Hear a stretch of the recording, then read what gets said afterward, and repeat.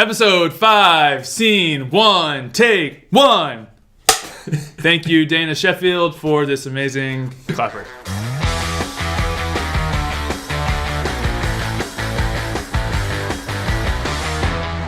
What's up, everybody? This is Bananas Unpeeled, Jared, Jesse, episode 5. Episode 5. If you listened to episode 1 through 4, thank you so much. If you watched on YouTube, thank you so much for doing that. We are having a blast. This is Bananas Unpeeled, behind the scenes, Grayson Stadium, in the bowels of this place, built in the 1920s, remodeled in the 40s, and we are making history happen today. Welcome, Jesse. Episode 5. You're happy to be here. Puppet, we've talked about our story. Yes. We've talked about our love of baseball, a love of baseball. Yeah. And we've talked about our coaches. Yes. And the crazy entertainment. Yes. Today, Yes. we're going to the people, behind the scenes, the people who make it happen. 3 years ago, we started here on a picnic table in this really an empty ballpark. It was 4 of us, yourself, and Emily, and that was it. Now we've grown our full-time staff. We have 150 part-time hourly staff that work and are here every single night, flipping burgers, selling beer, taking tickets. Like, it is a crazy operation, and we know that y'all have seen these people in the videos and you meet them at the games, you hear these, but we want to get a little bit more behind the scenes, tell the crazy stories, tell how they first got here, tell the memories that we, probably shouldn't be sharing with Definitely people not. a little bit more. And we're talking underwear, we're talking nakedness, we're talking... What are we talking Yes, about? we're talking all of that today. This is Bananas Unpeeled, behind the scenes, episode 5. We do want to give a shout out to our sponsor, Johnny's Chicken and Waffles. 10% off, use the discount code BANANAS, and that's how you can get Johnny's Chicken and Waffles. Thank you, Johnny. Let's go back 3 years ago. Yes. Marie Gentry. Yes. She was one of our first employees. Now, I was there, you were there, Emily was there. We hired her out of college. She was 22 years old. And had no idea why we were hiring her. We didn't have a position for her. No. I think we just said, come be a part of this crazy thing, and we hope you have fun, and we'll pay you for it. Yes, we did pay, yes.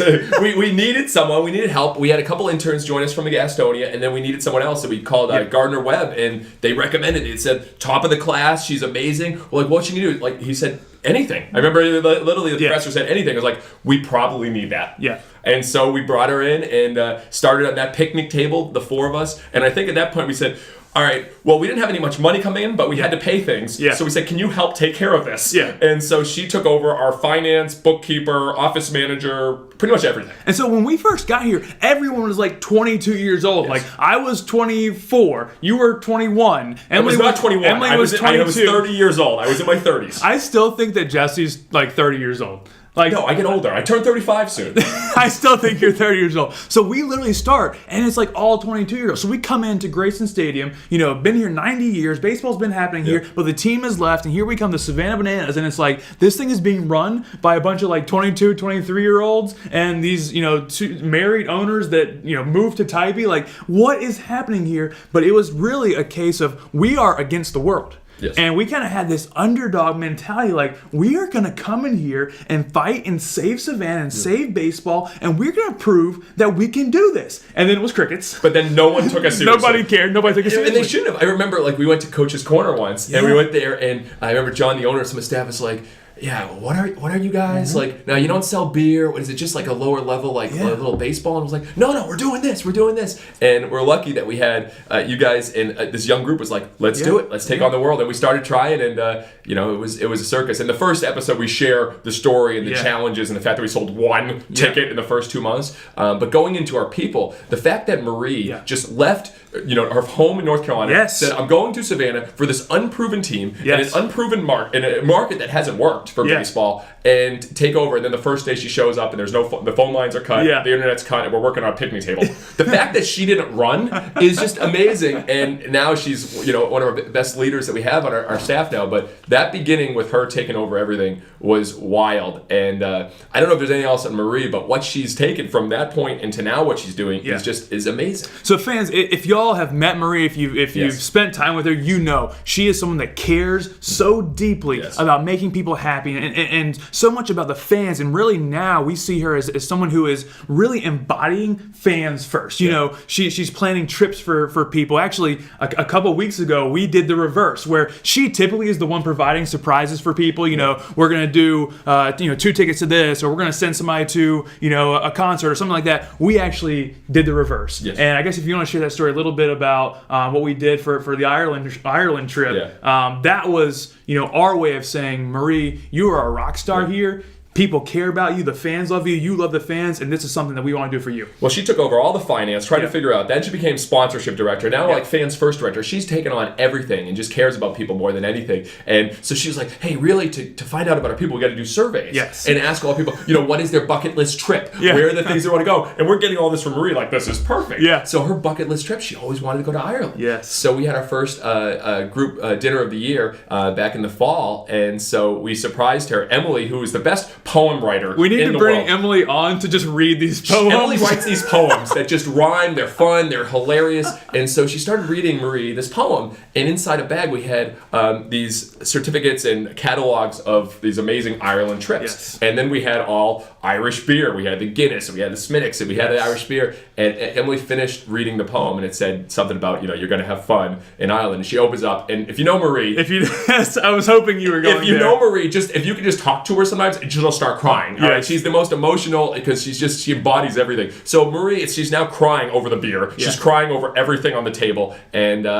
she's going this spring a trip to Ireland with her dad. Yes, and a full week trip in Ireland. And but again, that's what she tries to make everyone else happen in our organization. And so to be able to give that back to her, which is someone who's been here with us from the beginning, 3 years, now going into 4 years, that's something amazing. And then, as we kind of migrated and we had these full-time people and we got into, December and January, and then we announced, we had the Savannah Bananas. And we were the Savannah Bananas are shipping merchandise all over the world, Canada, United Kingdom, Australia, all this thing. We started realizing that we need some help. So it's like we called Kelsey to come in. Like, Kelsey, please come in. Kelsey, for the record, is your wife. Is my wife. Yes. Please come in and like, please help us ship merchandise. Emily's like drowning in merchandise orders the entire time. And so Kelsey comes in, and then we call Lizzie. And Lizzie was Daniel's girlfriend at the time, and she started coming in to help us ship merchandise as well. And just so everyone knows the perspective, we had no idea how to ship merchandise. Not a clue. Our first order of shirts that came in, bananas, was misspelled. Our hats were all it was it was a disaster. And so when we first came out and we were doing thousands of orders, we just printed out these huge Excel sheets and we needed people to come in fulfill them. So Lizzie came in and just started tackling and taking on all this merch, and we're like, we need this person. Yes. So literally, it was a table. I mean, if you're watching on the show, a table twice. I hope they're watching. Yes, if you're watching the show, twice as long as this table, and we would just print Excel sheets for miles and miles and miles long, and they would go one by one, trying to highlight them and call and make sure they had the right address. And heaven forbid the Excel sheets shifted a row because it was utter disaster. I'll never forget, Kelsey came in one day and someone had like shifted the Excel sheets around, and it was like they had just lit the whole place on fire because we'll never figure out where these merchandise packages and the post office people weren't that happy with us. No. So guys, get this. We would literally, they would get a vehicle. It was Emily's, SUV or someone's car.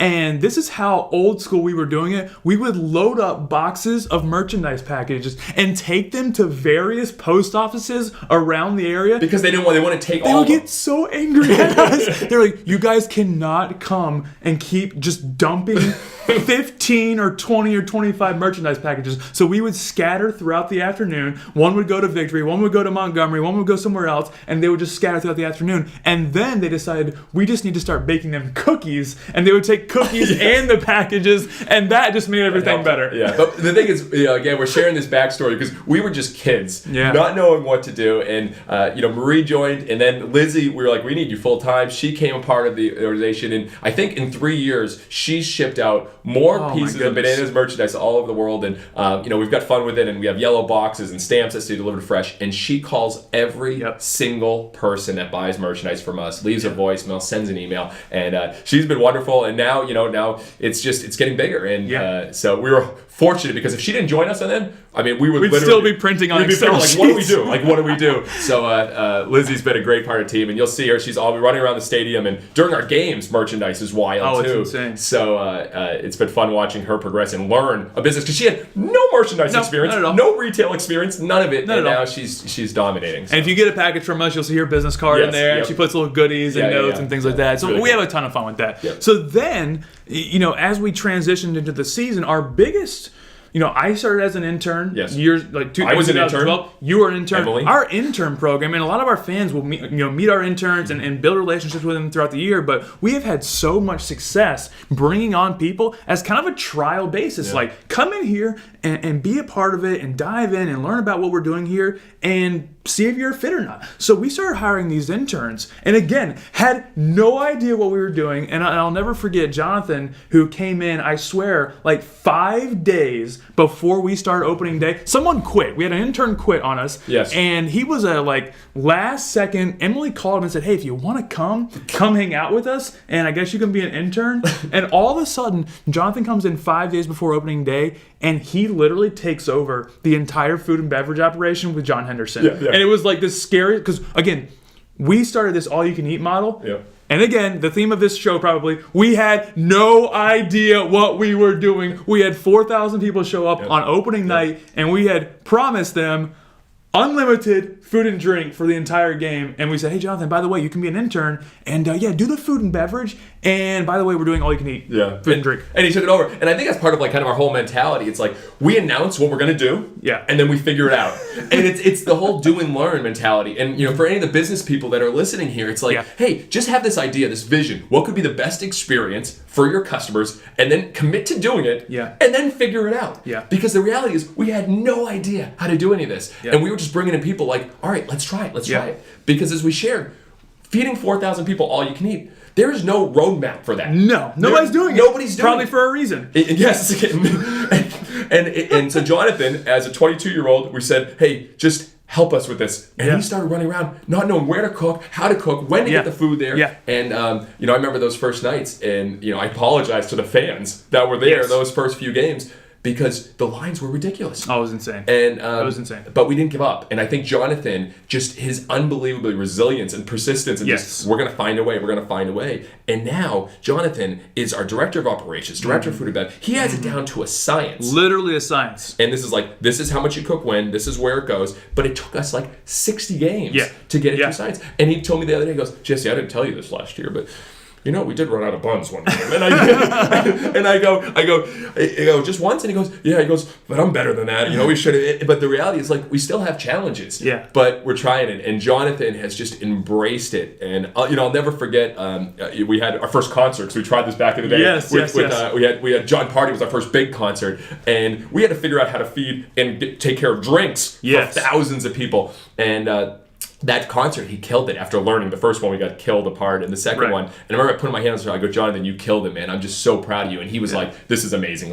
He just, it's one of those things that we just need to realize that sometimes, people need to feel how much of an impact they're making. And when you look at Jonathan, what he's done for this organization, he's one of the unsung heroes. People don't realize what goes on behind the scenes to make this operation run. They see us running around, they see us on the field, but it's those people that behind the scenes that are taking care of the fans and with the fires going on in the grill and dealing with the trash and dealing with all this. And what Jonathan's done is second to none. So for all these people that we're talking about today, I hope that our fans can come out to the ballpark and say, Jonathan, wow, thank you. Lizzie, appreciate you, because I think they deserve it. And we're not trying to give all this applause to our people, but this is how it happens. Yes, these are the people that y'all need to know. If you are fans of the Bananas, you are fans of these people. And Jonathan is someone who he has this tenacity to take on the next challenge. And that's what happens here every single, when we want to launch the slippery banana and Jonathan's back there, doing the secret recipes, and we want to launch a new drink, or we want to launch, a Dippin' Dots. Those are his ideas. Or a studio like this. Jonathan put this together. These are the people that are behind that. And Bananas fans, Bananas Nation, they need to know these are the people that are behind it. When you are a fan of the I'm sorry, I can't speak today. It's the Bananas. When you are a fan of the Bananas, you are a fan of these people. And it's amazing to think about those things. Other interns that came in.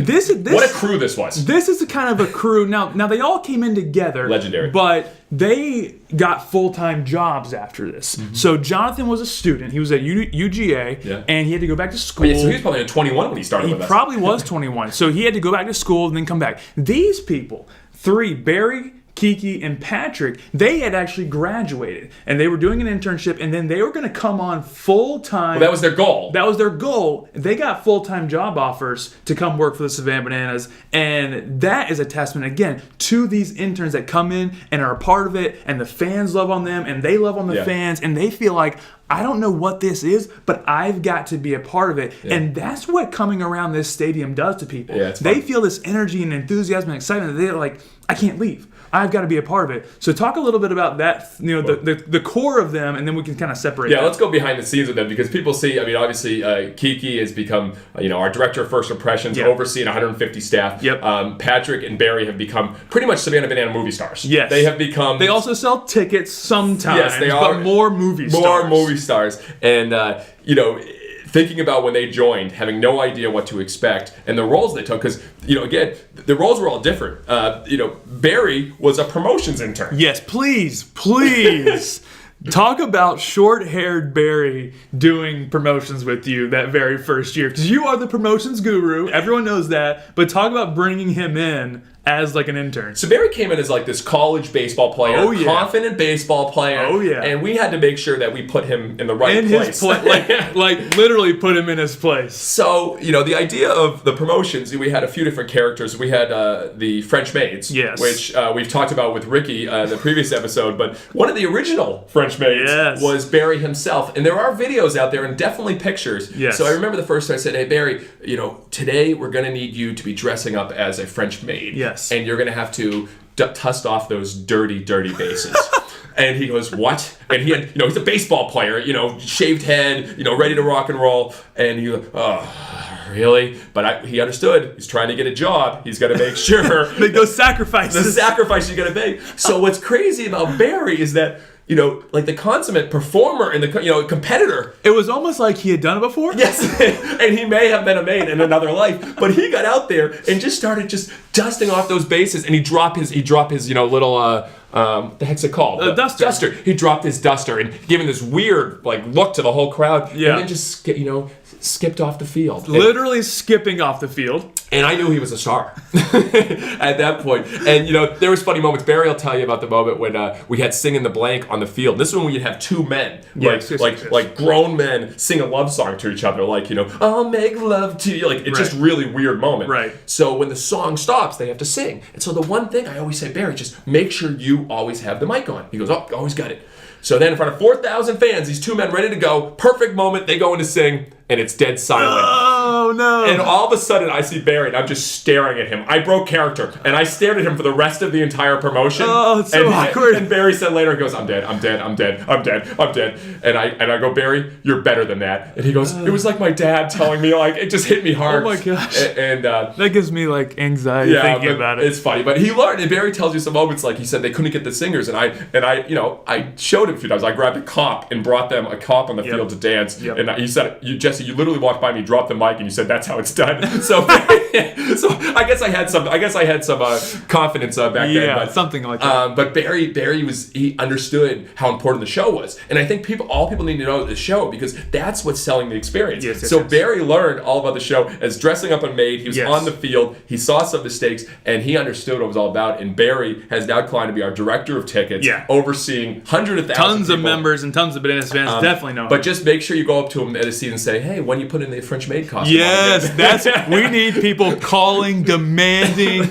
They've got to get Barry back in the maid costume. Yes. And then Patrick, who's on the other side of the spectrum, more of a behind-the-scenes actor, I suppose. Patrick's the most laid-back person I've ever met. He is a sneaky, very in character. Whatever character he needs to be, he really embodies it. He's not a showman. He's not an out front, rah, in your face type performer. Until you get him on camera. Until you get him on camera. We performed an amazing video. And I'm sure Bananas fans remember this. Shout out to Dunder Mifflin Office episode. We did the parkour video. Yes. Where Dwight and Jim and Andy and and Michael Scott are doing parkour throughout the office. We decided to film that within ourselves. What is parkour for the people that don't? Parkour is an internet thing where people jump off buildings and try to, they shout parkour. Anyways, we reenact the scene, and Patrick jumps off a wall, jumps onto a table, breaks the table, and then jams his elbow into the ground and actually injures himself during the video shooting this parkour film.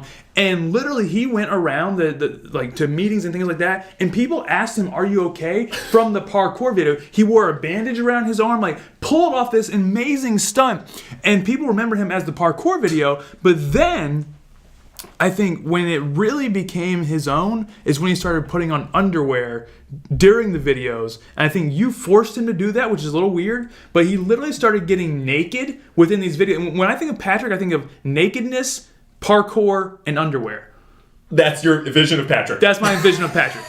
So why did you force him to wear underwear in all these videos? I think you've gone too far with me forcing him to throw it. You forced him to wear all underwear. Like anything, I give someone an opportunity to make a decision. Opportunity, yes. So I gave him the opportunity. I said, hey, we're looking to do this shot. And so we started doing different campaigns. And we did one, shirt so good you don't need pants. Yes. And Patrick said, I'll be the guy. That doesn't wear pants. Doesn't wear pants. So Patrick's just always in underwear. And I think when we gave everyone underwear, and everyone was like, what is this? But Patrick just fully put it on and embraced it. And, that's Patrick. Patrick will share a text message I said to him the other day. I go, Patrick, are you ready to get hit in the crotch? and he goes, this is something you don't normally hear from your boss. And the idea was I was going to throw a banana at his... When we were filming the shirt so good you don't need pants, we walked into his office, and he had his legs up on the desk, and I actually thought he wasn't wearing shirt on. He had no shirt on, which the whole idea was to actually have our shirts. He was totally without clothes on. But he was so comfortable. So what is happening? Patrick might be the most confident and comfortable person that you just don't know him. Yes.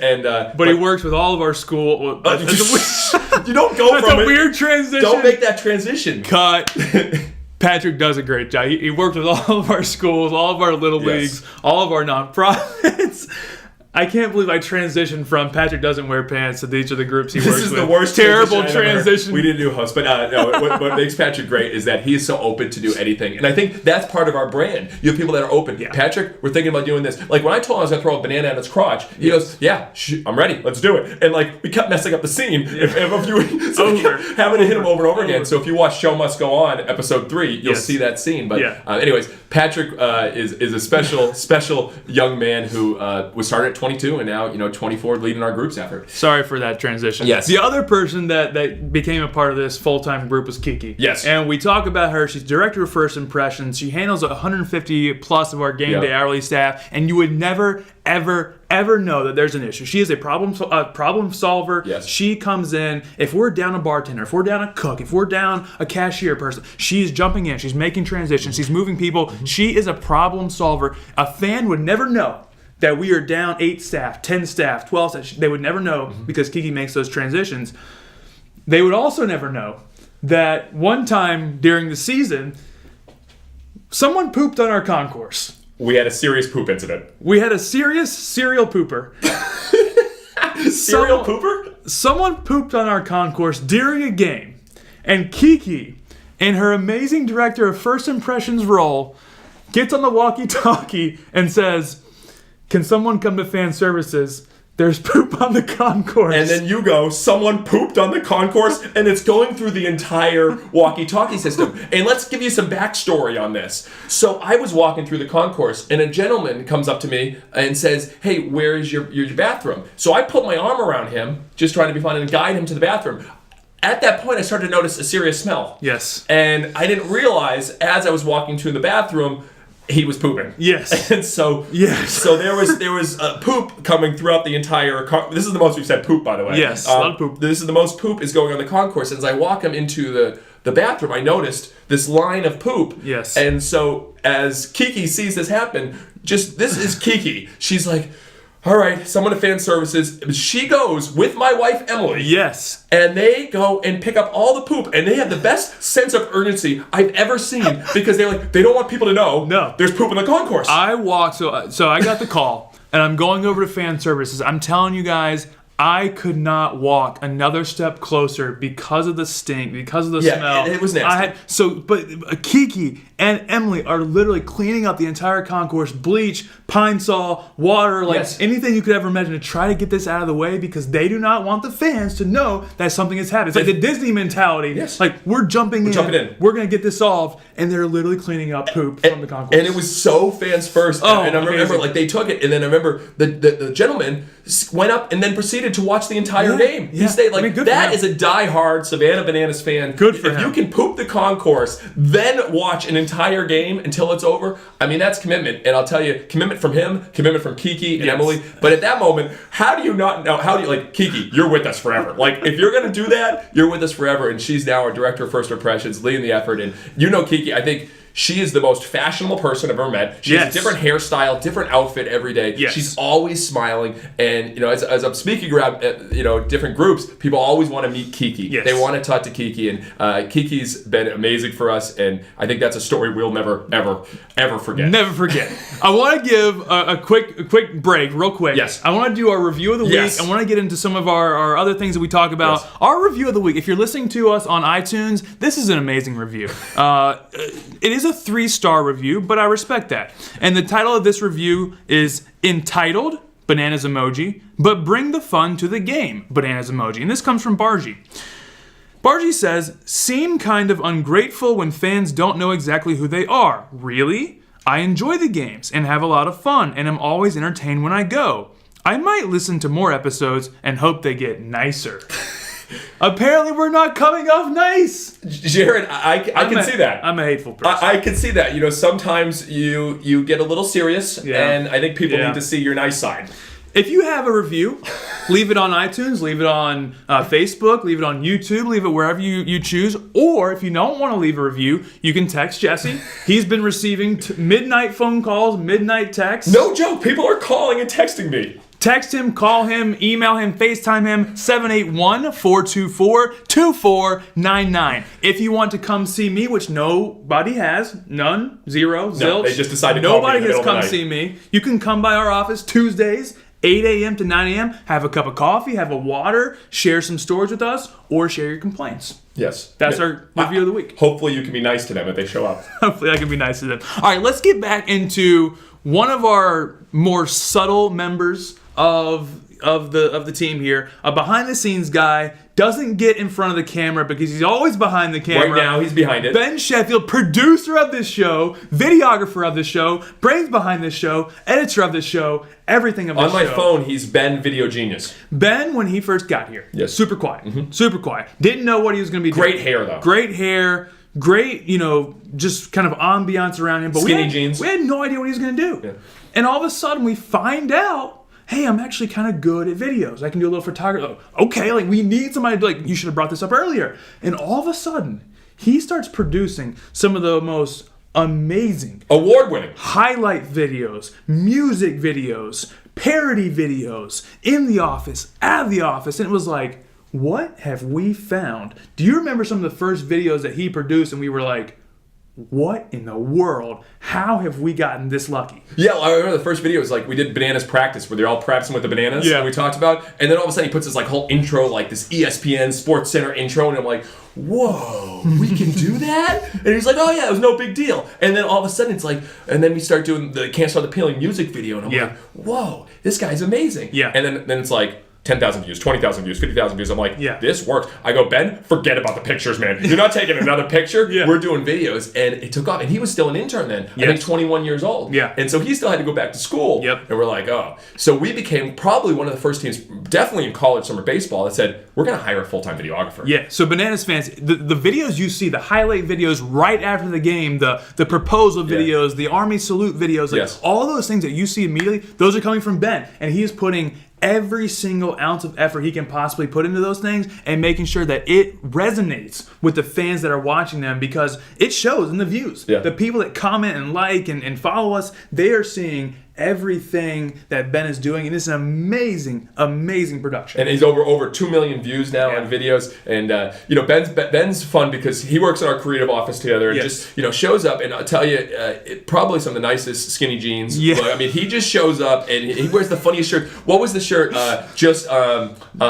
Ben, help out. The shirt that you wore the other day. Just do nothing. Just do nothing. Just do nothing. All right. Shows up with a shirt. A play on the Nike, just do nothing. He's probably the only person that could ever show up to work wearing that shirt because literally he does so much that it's okay for him to wear that shirt. But I'll tell you, he's awesome. And today we knew like Ben's a big music guy. Like, Big music guy. We're trying to get Ben Yes. to do a show on YouTube. Every night. He does tons of covers. He does tons of his own, personal stuff. He's got his own music and own lyrics that he's got going on. But we want him to do a show called Under the Covers with Ben, where Ben does covers of songs in his own bed under the covers. If you guys think that Ben should do covers under the covers for himself, let us know. Yes. Go back to today. So big music guy. So we've been talking for about like the last 6 months. Hey, I'm a fan of Kiss, and it's their last tour this year. And we're hearing, we can hear this stuff. Yes. And so they're coming to Atlanta, and on Thursday we decided to purchase literally VIP, on the floor seats with a meet and greet with Kiss. Which Kiss are they like 95 years old now? This is their last tour. Like, I don't even know if they're gonna make it out to stage. I mean, they're gonna be with the Walkers, but Ben for some reason is excited to watch Kiss. And so this morning we had you put on this crazy black Disgusting wig. and we started playing Kiss after I messed up numerous times with Alexa. The music played and you surprised him with the VIP behind the scenes meet and greet. And watching Ben, who never gets excited, just like, really? Dude, that's really cool. Like, that's like Ben's excited level. That's up here. Yes. And so that was awesome. Ben deserves it, and that was amazing. Do you want to, before we get to last, want to do some ideas? Yeah, let's do some ideas. Let's do some ideas. All right. So again, this is the idea box. We do Idea Palooza every month or so with the team in the office, and you never know what comes out of them. So we are going to pull out 2 or 3. We've done, last week was the most awkward ideas that I've ever done in my life. I mean, last week we had Jesse's idea of wanting to have a fat lady sing at the end of the games. Yeah, and opera lady. I wholeheartedly disagree with that. All right, this idea, players in robes before the game. So like bathrobes? Yes. I don't know. I was at a spa With like chest hair coming out? I don't know. I was at a spa and they gave me a robe and I was like, this is nice. And I thought, like, if all the players are in these nice white robes before the game, and then right before the game starts, the robes come off. Like, I just pictured this amazing, like, oh! Like, I picture like a pregame show in the we used to do TNT show in the locker room. I could picture guys in the locker room, lights kind of down, candles on, and it's just guys walking around in robes, maybe like a coffee or a smoothie or something before the game. It's like, how does Bananas, get hyped before the game? And all of a sudden it pans in. It's like they're just in white bathrobes and they're just like drinking teas and coffee and yes, maybe massages, maybe manicures, pedicures, like this whole robe sleeve. Like, everyone gets fired up, but you're going the exact opposite. They're getting in a relaxed, Zen type. So anyways, all the players in robes, never seen it before, thought it'd be funny. Pitchers taking segways to the mound or electric scooters. Now, this has kind of been done because back in the day, the MLB teams used to have the bullpen carts. That's completely different than the bullpen carts. How? A bullpen cart was like a golf cart. I'm picturing them on like a scooter. No original idea. If you saw a player come out of the bullpen on a Segway or an electric scooter, no, they came on golf carts. This has been done. No one has come on a Segway. Imagine our pitcher, all of a sudden he just takes this electric scooter to the mound. Like a Walmart scooter? Yeah, like one of those little like electric kid scooters. You have to like plug it in. I don't know, but the reality is golf carts you sit and you watch. But now, here he comes to the mound in this scooter. To me, I think that'd be funny. It would be funny if they had the little basket, like in the front, like a shopping cart. Okay. And they put all their gear into it. Okay. They're going like 1 mile per hour all the way out to the mound, and then they drive it off. If someone wants to provide us with some type of scooter, we could just take one from Walmart or Target. Now you're condemning stealing. All right. I still don't think that was an original idea. Well, I thought it was fun. The bat goat. Yeah. John Henderson Has a goat. at Coach's Corner has like multiple goats. Yeah. Can you train a goat? I think so. We have a bat dog. You're a bat dog that can't do anything. Okay, She's the worst bat dog. She Okay. can't carry bats. Shots fired. Let's get an actual goat. Shots fired. I think, they've done the bat dogs, but there's no such thing as a bat goat. I think we should train a goat, have that, take the bats, and just see what happens. I like that idea. Thank you. I don't like the idea of people, kind of calling out my dog, Yes. who unfortunately couldn't grow any larger to carry a bat. She never carried one bat. Not at She all. was literally the worst bat Carried a dog we've mini ever had. bat one time. I have that on video. Last one, having a designated fan from each team getting on the field to play defense. This is scary to me, but I love the idea. A big Designated Survivor fan, on Netflix. And so Emily and I have really enjoyed that show. We're like, oh, this guy wasn't supposed to be Designated president. Survivor. And then he became president. It was like, oh, this person was a fan. They didn't know they were going to be playing. And now they're going to play for the Bananas. So I have no idea how it works. Yeah. Like most of the stuff we do. Yeah. But it's somehow, oh no, you're playing left field, isn't it? Yeah. I like the idea of Designated Survivor. It's almost like... What's now, like Designated Survivor? It's almost like there's one fan that's a designated survivor, and If someone gets hurt? if someone gets hurt, or if we run out of pitchers, or like a coach, someone gets ejected, like fans got to go in. A player can't go in to replace that player. Fans got to go in, designated survivor. Ooh, I like that. And so maybe we have them in their special seat. Yes. Like it's like a red seat and they're in like a uniform ready to go. Yes. And then as soon as it happens, they sprint up to Or the they're position. in a cage or something like no. They have Two to be- security guards with them. completely protected. Security the entire guards game. protected as the designated player. So like if Tyler Gillum wants to substitute people out, he can do that. But like if someone gets hurt, someone goes down, you run out of pitchers, you run out of you get ejected. Yep. Designated survivors got to go. And just in. like the security guards grab him, sir, you're going in, sir, you're going in, let's get him. And then he has to run right out. They might be shortstop. They might be pitcher. They might have to hit. I think we need to do this. We need a designated fan every game, and I like your style even better. Shout out to the designated survivors. All right, those are some good ideas today. Let's go through last two our newest Yes. members of our team here in Savannah. Matt Powell. Shout out to Matt and also Kara. Matt, we're anti-education here for the most part, I would say. Anti-traditional education. Matt, we basically asked him to forego his last semester of college at University of Georgia To sign. with the Bananas. Now, full disclosure, he's still taking online classes. He's going to graduate. We do value the education that people get here. Okay, we don't totally value education. Here's what we're looking for, though. We're looking for somebody who wants to come in and get after it. Yes. Matt, was kind of weird because his first day, he's been working for us for like a year. I realized that. He worked remotely like last spring. Yes. Then he worked the summer. Yes. Then he worked the fall remotely. Yes. And now he's kind of back here. He's like actually worked for us for about a year now. But the other day was his first day in the office, like for real. So we went all out and have like sprayed him with silly string, gave him gifts, and made it like a party. And he was like, guys, I've been like kind of working here for a while. And I said, hey, what was the best part of your first week? He was like, oh man, everything was great the first day, but the second day, seeing you up on a desk throwing bananas at Patrick's crotch, he goes, that really showed me this is really bizarre. So Matt's a part of it now, and I'll tell you, he's going to be a great role. So he's working with all the members, and he cares. I mean, he's been some cool things he's done recently. So excited to have him on board officially. Officially on board. Yes. And then Kara. Kara is our wild card. Not many people know Kara. Not many people know Kara. She's still at Georgia Southern. Again, finishing up. We're trying to coax her into, not finishing things. Yes. Finishing online or whatever. But she comes in the office on Fridays. But she took on this alter ego personality last year as Wendy the Weather Woman. Yes. And it's with an Australian accent. With an Australian accent. Kind of like Wendy Irwin, I think. I think that's who it was. Yeah, so the idea was during our rainouts last year, we wanted to film like crazy, Jim Cantori style weather videos where it's like, we're here at Grayson Stadium and the sun's still out and the game's still on. She took that personality and started running her own like Instagram channel as Wendy the Weather Woman. And then now you've taken it a step further and gotten her a full outfit. Oh yeah, well we do special Christmas gifts, the Secret Santa. So I got her whole, everything with her own individual mic that says, Wendy's weather, and so that's gonna be. Just look for that this summer because she's gonna be all at it. And I was gonna go somewhere. I completely forget where I was gonna go. Don't go there. I'm not gonna go. Don't go there. So that's the people we bring on. Go ahead. I got it now.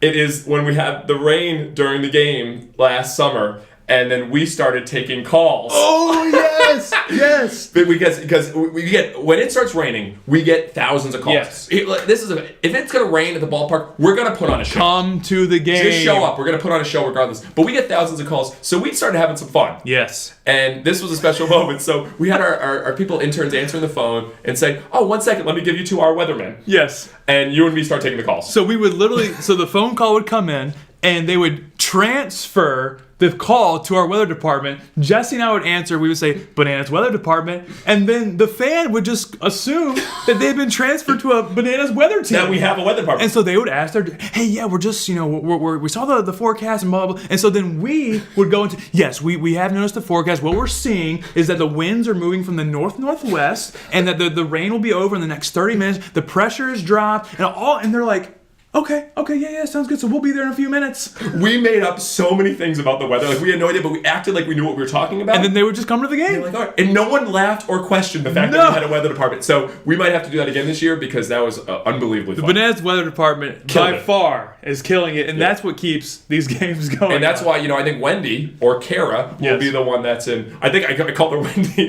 and gave Kara quotes. Kara's her real name, but she'll be in charge of our weather department this year. I want to finish up with really the last piece of this, and it's a very non-traditional way of doing things, but I want to share with people quickly how we actually hire these people and how we've transitioned into hiring people a little bit differently and what we look for in a person as we bring them on. Let's quickly talk about the 3-step hiring process and literally telling people now why they shouldn't work for us. Yes. So we are 1,000% into the culture. And it's not necessarily skills, it's are you going to fit in the fans first culture. As you can tell, you heard about our people today. Our people are unbelievable, but they get it. They get what we're about and taking care of the fans. Yeah. And they're unique. Yeah. And so we look for our 3-step process. And it is, the first one is we look for a video cover letter. As we've shared, if you can't get on video, you may not fit well with us. And yes, we're probably losing some introverts. But the reality is video is a big part of what we do. Number 2 is our fans first essay with our core beliefs, which is, always be caring, different, enthusiastic, fun, growing, and hungry. You got to say, how do you fit into those? And then the final one, which is really unconventional, we don't care what you've done in the past. Nope. We want to know what you plan to do in the future, and we ask for a future resume. Yeah. And that is so important, because we can see, are they growing? Are they hungry? What is their vision for the future? How do they fit in with us?